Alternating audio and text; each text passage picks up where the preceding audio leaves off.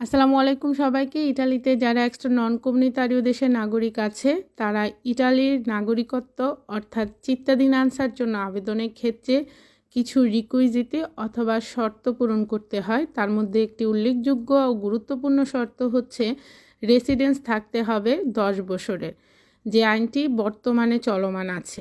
এই প্রতিষ্ঠিত আইনটার বিরুদ্ধে গণস্বাক্ষর অনুষ্ঠিত হয়েছে। সেই গণস্বাক্ষরটা অনুষ্ঠিত হয়েছে যাতে এক্সট্রা নন কমিউনিটারীয় দেশের নাগরিকরা যখন সিটিজেনশিপের জন্য বা চিত্তাদিনানসার জন্য অ্যাপ্লিকেশন করবে তখন শর্তে যাতে রেসিডেন্স 5 বছর করা হয়।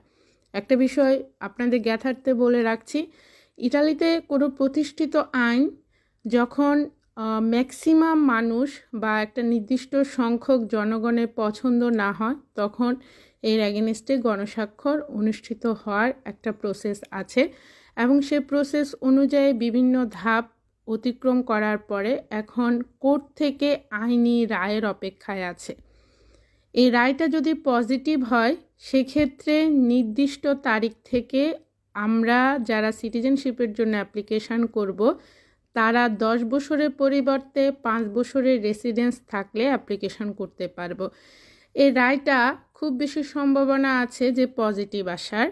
সেই রায়টা 2025 20 জানুয়ারির মধ্যে আসতে পারে, সর্বোচ্চ এই সময়সীমাটা নির্দেশ করা হয়েছে।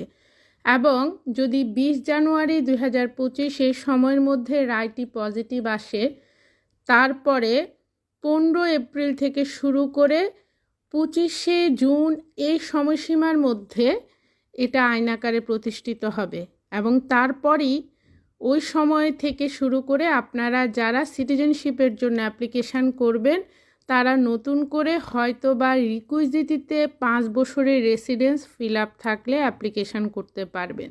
এ বিষয়ে অনেকে আমাকে প্রশ্ন করছেন ইদানিং, বাট এটার কোনো নিশ্চয়তা দেওয়া যায় না যে এটা পজিটিভই আসবে অথবা নেগেটিভ আসবে।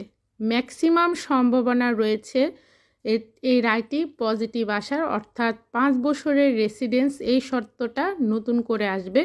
কিন্তু রায় পজিটিভ আসার পরপরই যে আপনারা যারা অ্যাপ্লিকেশান করার সুযোগ পাবেন তারা করতে পারবেন এমনটাই না।